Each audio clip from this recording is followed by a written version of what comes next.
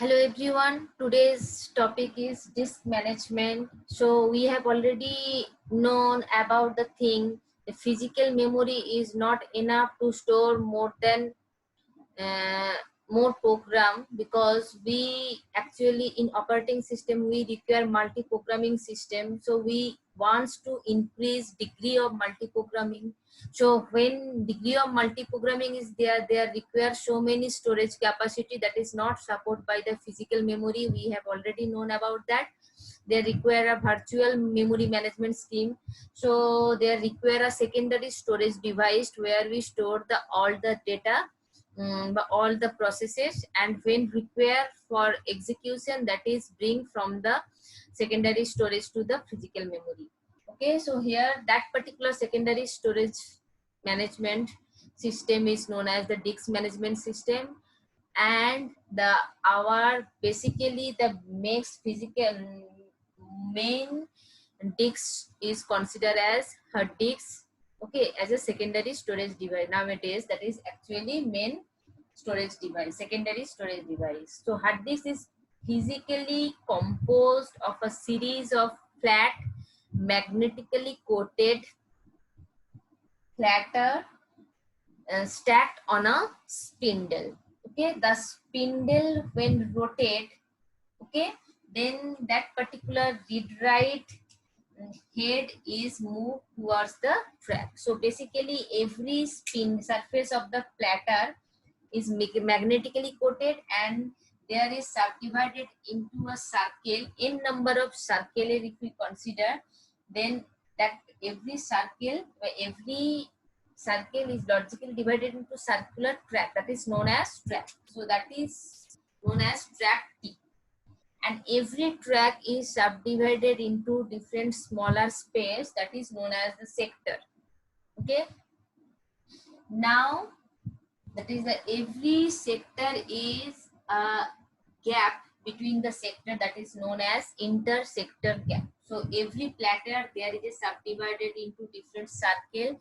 Every circle is known as the track, and every track is subdivided into smaller space, that is known as the sector, and every sector is both all the sector are subdivided into smaller gap, that is known as intersector gap. Okay, now when that particular platter is stacked on a spindle, when that particular spindle is spin high, then that particular head is known as, that is known as the read write head, that is moved towards the track. Okay, from inner side to outer side, like that. Okay, so basically hard disk not a volatile memory, that is which one is stored into this disk are permanent. Okay, now the thing is, for a particular timing, when that particular head or a particular track, and all the track are considered a imaginary cylinder, that is mentioned as, that is we can consider that particular cylinder, this imaginary cylinder will consider where which track is under the read write head. So that particular track is build a imaginary cylinder. So we can store data throughout the cylinder and or a particular track.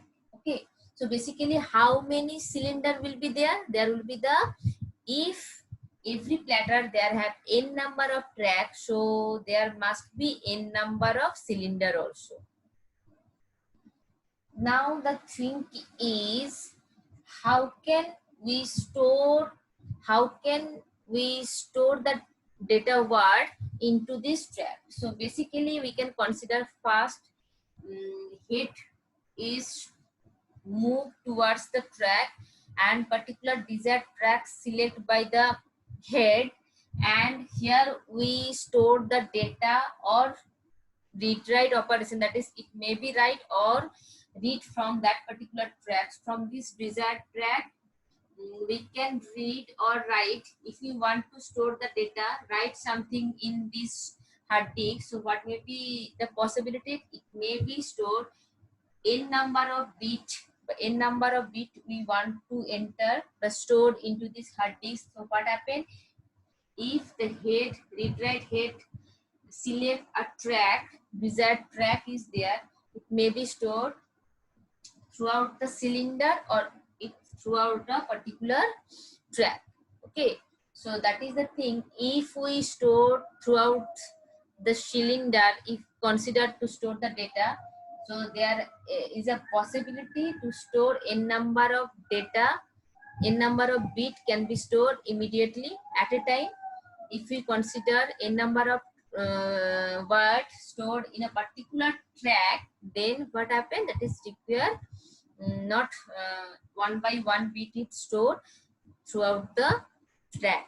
So basically, the time required for both the cases are same. Okay.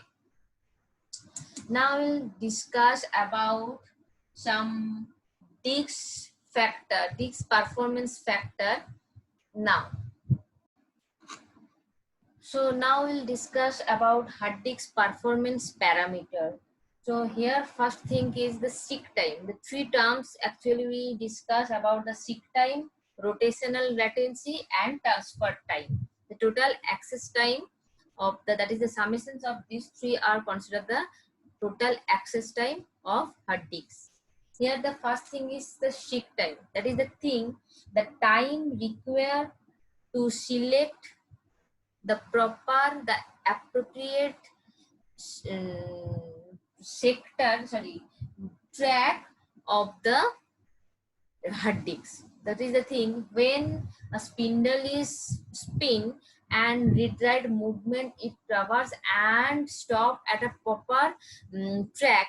That is the select a proper track where that actually the desired track is selected by the read-write head. That time is known as the seek time. So basically seek time is the first startup time. Okay, so when we require for a particular desired track to transfer data or select data from that particular devices, hard disks. So what happened? First we start the hard disk like that. That is known as the startup time. Plus we'll consider continuous movement is read-write head is moved towards from inside to outside like that, and select a particular track, and that particular track is considered when select, then total time is considered as seek time. So here we consider the TS.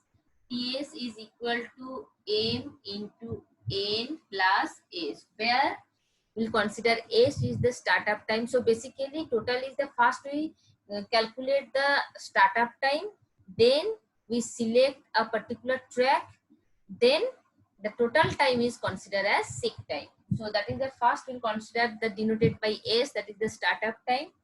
Then M into N, where N is the number of track towers. To get the proper track, how many number of track towers to get the desired track, that is considered as N. That is the number of track towers.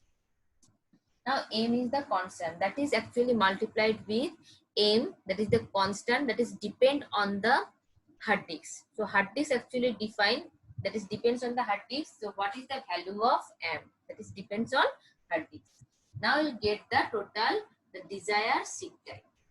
Okay.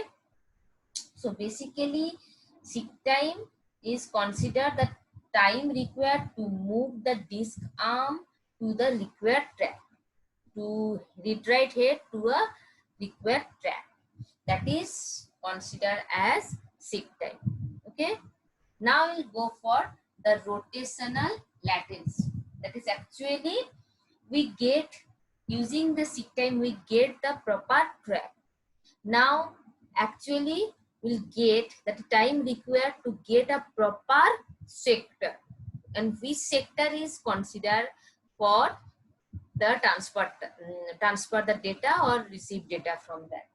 So that means that time is known as the rotational latency. That is denoted, that particular thing is denoted by 1/2R.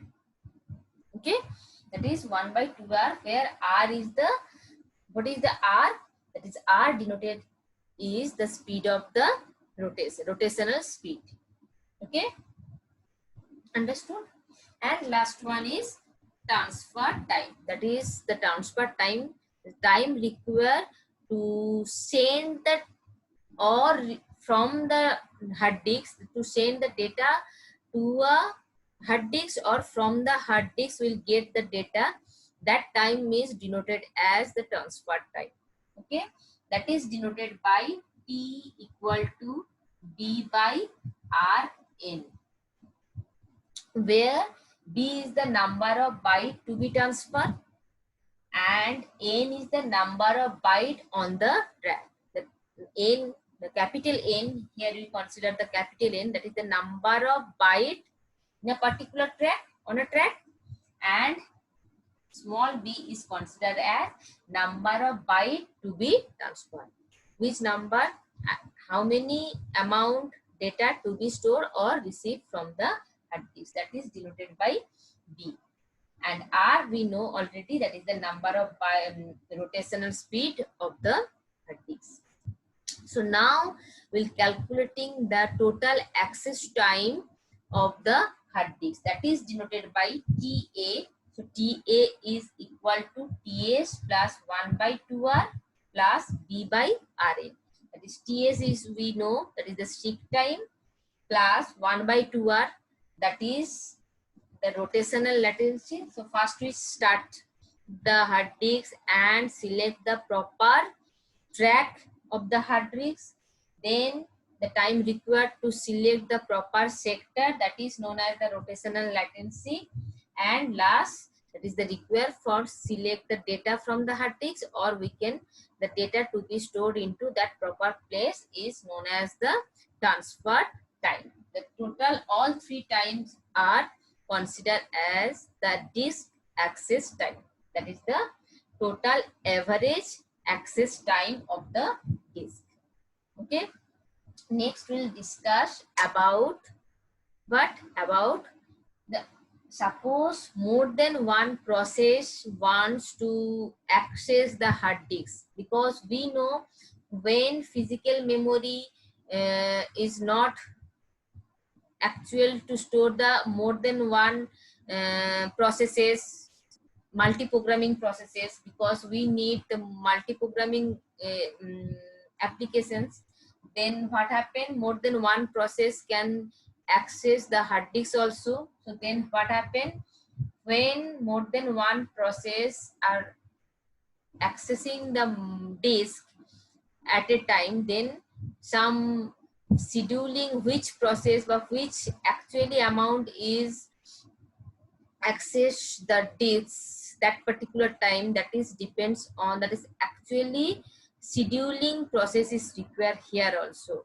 So disk is used for which process, but which requirement input output operations is there. So which operations is used first, which operation is select, that is follow the scheduling algorithm, that will discuss next.